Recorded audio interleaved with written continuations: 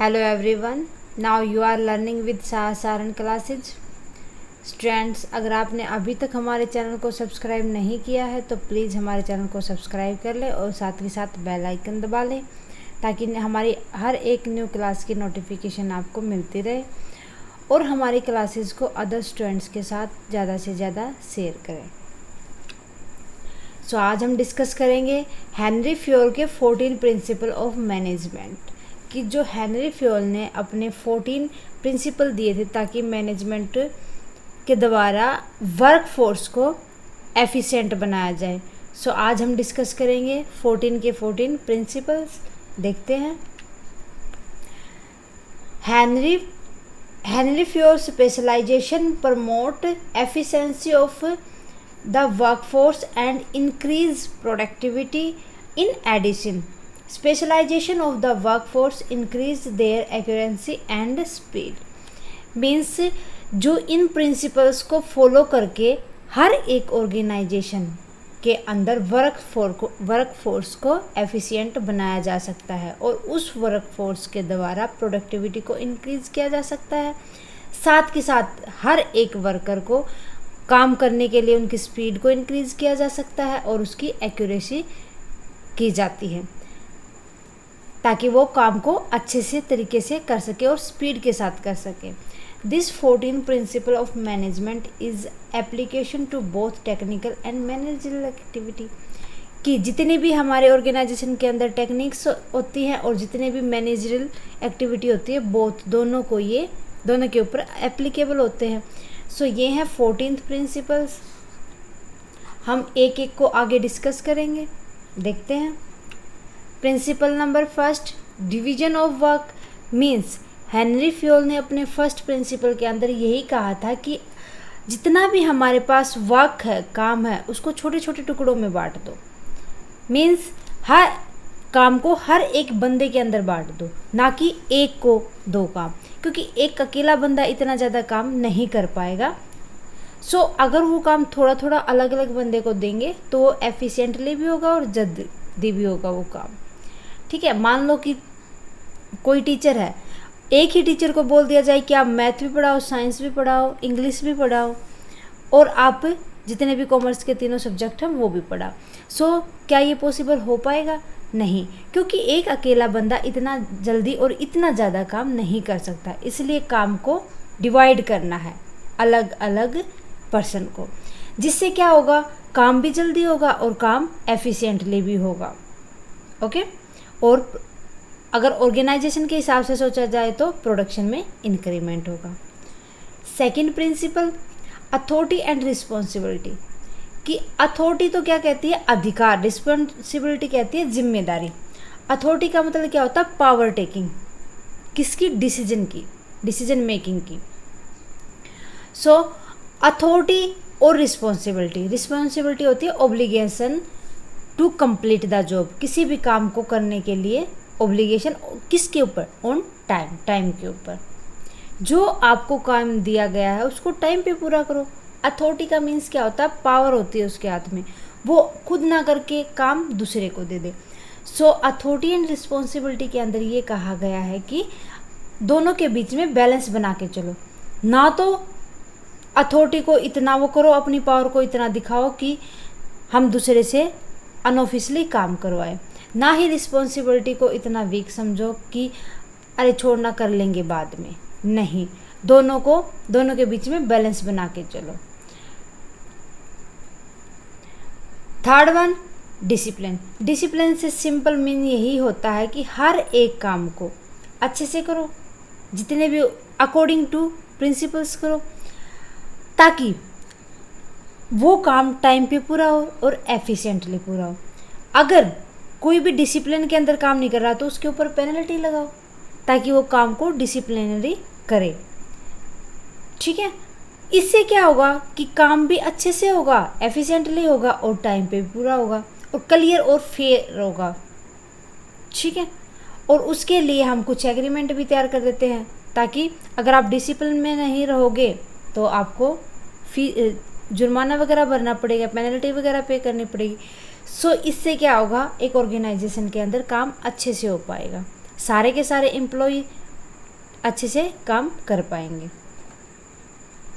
Next, unity of command means fuel ने इस principal के अंदर कहा है कि एक बंदे को, एक इंडिविजुअल एम्प्लॉय को एक ही बंदा काम बोलेगा, ना कि उसने भी बोल दिया, उसने भी बोल दिया, उसने भी बोल दिया, नहीं, एक बंदे को एक ही जना काम बोलेगा। मीन्स मान लो कि आप स्कूल में हो, मान लो आप पानी पीने के लिए गए हो, आपको आपकी इकोनॉमिक्स की टीचर बोलती है बेटा एक बार आप प्रिंसिपल ऑफिस में जाके आओ और ये नोटबुक वहाँ दे के आओ प्रिंसिपल। आप जा रहे हो, रास्ते में आपके मैथ के टीचर बोल देते हैं आपको, सुनो बेटा एक बार फिजिक्स लैब होके आना, मेरा ये काम है, ये करके आना। सो अगर आप इकोनॉमिक्स की मैम का काम नहीं करते तो वो आपको पनिश करेंगी, सुनाएंगी। अगर आप मैथ वाले सर का काम नहीं करते तो वो आपको पनिश करेगा, और इस चक्कर में आप ना तो मैथ वाले सर का काम कर पाओगे और ना ही इकोनॉमिक्स वाली मैम का काम कर पाओगे, आप कंफ्यूज हो जाओगे। सो इसी तरीके से इसी कन्फ्यूजन को दूर करने के लिए एक बंदे को एक ही टॉप लेवल का बंदा काम देगा, मैनेजर वगैरह काम देगा। सो कमांड के बीच में यूनिटी बना के चलनी है।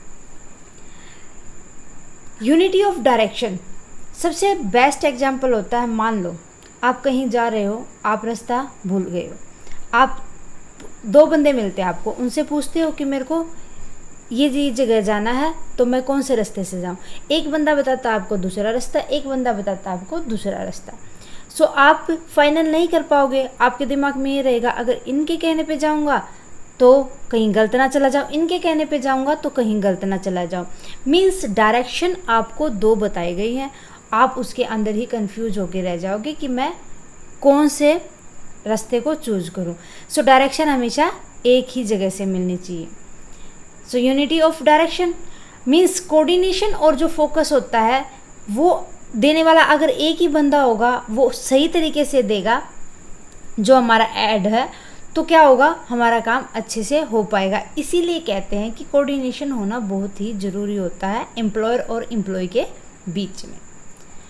Sixth one, subordination of individual interest to general interest, कि जो हमारे टॉप लेवल के होते हैं और जो हमारे एम्प्लॉय होते हैं उनके बीच में एक हार्मोनी रिलेशन होना चाहिए।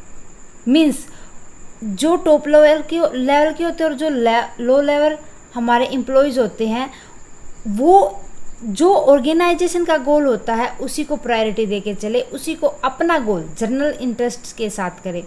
दोनों का इंटरेस्ट सेम होगा, सबऑर्डिनेट और सुपरिटेंडेंट का, तो ही अच्छे से काम हो पाएगा, एक ऑर्गेनाइजेशन अच्छे से चल पाएगी। ठीक है, इसीलिए जो एम्प्लॉयज़ होते हैं उनको इंडिविजुअल इंटरेस्ट मान के चलना चाहिए, को प्रायोरिटी देनी चाहिए एक ऑर्गेनाइजेशन के ऑब्जेक्टिव को लेके। रिम्यूनरेशन ऑफ एम्प्लॉयज़ मतलब कि हर एक एम्प्लॉय को उसकी एबिलिटी के अकॉर्डिंग एक अच्छी वेजेस या अच्छी सैलरी मिलनी चाहिए। मान लो कि आप कहीं इंटरव्यू के लिए गए हो, आपसे पूछा जाता है कि आप कितना एक्सेप्ट करते हो, आप कहते हो उसको मैं 15,000 एक्सेप्ट करती हूँ या करता हूँ। वो कहते हैं नहीं, हम तो आपको, चलो ठीक है आप टाइम पे काम करो और अच्छा काम करो, हम आपको 16,000 देंगे। तो आप भी अच्छे से काम करोगे और उनको भी अच्छा उनकी प्रोडक्टिविटी मिलेगी। लेकिन इसी जगह पे आपको बोला जाए नहीं हम तो 15,000 नहीं दे सकते, आपको 12,000 देंगे, या तो आप उसी टाइम पे मना कर दोगे उनको, नहीं मैं एग्री नहीं हूँ, या फिर आप किसी भी तरीके से आपकी कोई मजबूरी है आप तो हाँ तो कर दोगे लेकिन उस काम को एफिशिएंटली नहीं कर पाओगे। सो फ्यूल ने यही कहा है कि ओवरऑल पे और कंपनसेशन ऐसा होना चाहिए कि एम्प्लॉय के वे से भी सही और ऑर्गेनाइजेशन के वे से भी सही हो, ताकि एम्प्लॉय भी खुश रहे और ऑर्गेनाइजेशन भी को भी टाइम पे काम मिले, एफिशिएंसी के साथ काम मिले। Okay. 8th, centralisation and decentralisation. Centralisation का मतलब होता है एक के हाथ में कंट्रोल, अथॉरिटी किसके पास हो, ओनली वन हैंड अथॉरिटी हो। एंड डिसेंट्रलाइजेशन में क्या होता है कि हर एक बंदे के पास अथॉरिटी होती है, क्या होता है, एवरीवन के पास अथॉरिटी होती है। अब अगर एक बंदे के हाथ में अथॉरिटी है तो अपनी अथॉरिटी का मिसयूज भी कर सकता है। अगर सभी के हाथ में अथॉरिटी है तो एम्प्लॉयज़ तो मान लो कुछ तो ऐसे होते हैं कि वो चलो हम तो पावर में हैं तो वो काम करेंगे ही नहीं, दूसरे के ऊपर ये कहेंगे अरे आप करो आप करो आप करो। ठीक है, तो हेनरी फ्योल ने यही कहा है कि आप ना तो एक की पावर में अथॉरिटी दो सारी और ना ही सभी के हाथ में, बल्कि बैलेंस बना के चलो सेंट्रलाइजेशन और डिसेंट्रलाइजेशन के बीच में। जहाँ जिसको जरूरत था अथॉरिटी की उसको दे दो, जिसको नीड नहीं है उसको रहने दो। इससे क्या होगा कि काम भी अच्छे से होगा और हार्मोनी भी बनी रहेगी सबॉर्डिनेट और सुपीरियर के बीच में। ओके, फिर आता है स्केलर चेन। स्केलर चेन का मतलब होता है कि जो लोअर रैंक के एम्प्लॉय होते हैं और जो हायर लेवल के एम्प्लॉय होते हैं, मीन्स सुपीरियर और सबॉर्डिनेट के बीच में अथॉरिटी और कम्युनिकेशन के बीच में फॉर्मल लाइन को सेटअप करना, उनकी चेन को बना के चलना। मीन्स ऐसा ना हो कि ये चेन ऐसे चलनी चाहिए जिसको गैंग प्लैंक बोलते हैं। मीन्स ए बी को ऑर्डर देगा, बी सी को कहेगा, सी डी को कहेगा, डी ई को कहेगा। इसी तरीके से ए एल को कहेगा, एल एम को कहेगा और एम एन को कहेगा और एन ओ को कहेगा। बट अगर एन डी को कहेगा या डी एन को कहेगा, ये किस फॉर्म में हो सकता है, लेकिन सेम लेवल पे इंटरेक्ट कनेक्ट किया जा सकता है, कम्युनिकेशन किया जा सकता है, बट इंटर चेंजेस नहीं किया जा सकता। सो इसी को क्या बोलते हैं, गैंग प्लैंक। स्केलर चेन भी यही होता है कि जो सुपीरियर और सबॉर्डिनेट होते हैं वो high level to low level ranking के अकॉर्डिंग कम्युनिकेट कर सकते हैं, अपनी अथॉरिटीज़ को सेटअप कर सकते हैं। फिर आता है 10th ऑर्डर। मीन्स यहाँ ऑर्डर का मतलब ये नहीं होता कि किसी को आदेश देना, no, not at all. Means यहाँ पे हेनरी फ्योल का मतलब ये है कि जो जितना भी पीपल होता है और जितने भी एम्प्लॉयर होते हैं और जितना भी हमारे पास कोई भी गुड्स और मटेरियल होता है, मीन्स किसी भी गुड्स और सर्विसेज को बना के लिए उनको प्रॉपर ऑर्डर के अंदर सेटअप करो। प्रॉपर ऑर्डर के अंदर सेटअप करना, उसको जो उसकी प्लेस है उसको वहीं पे लगा के चलो।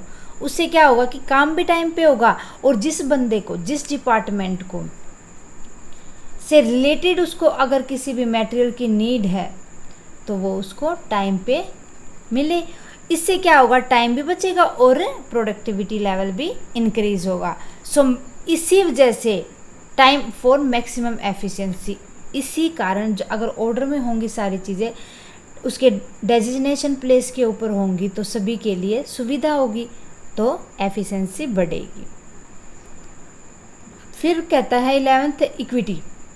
इक्विटी का मतलब यही होता है कि एम्प्लॉय और एम्प्लॉय के बीच में, दोनों के बीच में समानता बनी रहे, वो एक दूसरे के बीच में, उनके बीच में वायलेंस ना हो, बल्कि वो इस तरीके से ट्रीट करें एम्प्लॉयज़ को, मतलब टॉप लेवल लोअर लेवल को इस तरीके से ट्रीट करें ताकि वो जब उसको नीड हो तो वो उसके लिए उसकी रिस्पॉन्सिबल बने, उसके लिए काम टाइम पे करे। ना कि ऐसा हो कि उनके बीच में वायलेंस होगा तो एम्प्लॉय अपने टॉप लेवल के मैनेजर वगैरह की बातें नहीं मानते, वो काम टाइम पे नहीं करेंगे। अगर वो टाइम पे काम नहीं करेंगे तो वो उनको पनिश या पेनल्टी वगैरह लगा देंगे।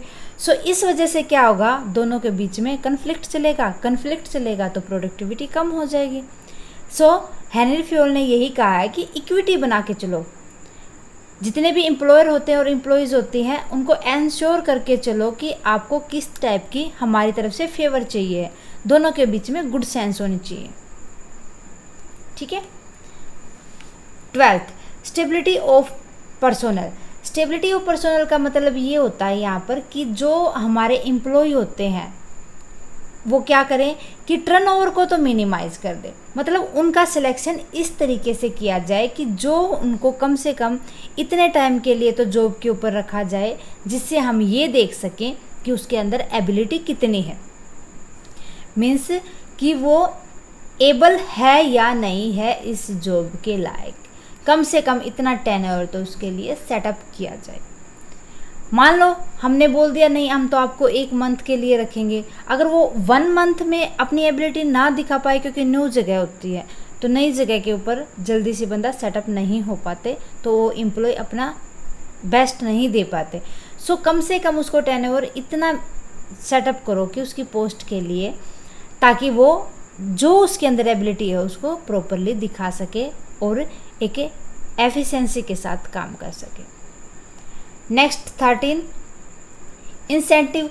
इंसेंटिव का मतलब यहाँ पर होता है कि जो हमने एम्प्लॉय रखे हैं अपने ऑर्गेनाइजेशन के अंदर, सो अपने प्लानिंग के अकॉर्डिंग जो हमने अपने ऑर्गेनाइजेशन के अंदर प्लानिंग की है उसके अंदर उनको सेल्फ मोटिवेट के लिए इम्प्रूव किया जाए, उनके अंदर उन भावनाओं को डाला जाए ताकि वो सेल्फ मोटिवेट हो, अपने काम से खुद ही खुश हो। Is that clear? 14th and last, Esprit D Corp. इसका मतलब सीधा सा यही होता है कि जो पूरी ऑर्गेनाइजेशन होती है वो एज ए टीम काम करे, एज ए टीम काम करे। Management should promote team spirit, unity and harmony among employ.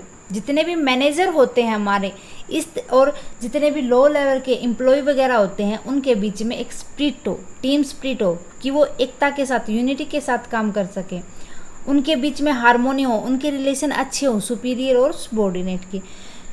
So spirit D Corp के अंदर यही कहा गया कि वो एज ए टीम काम करें।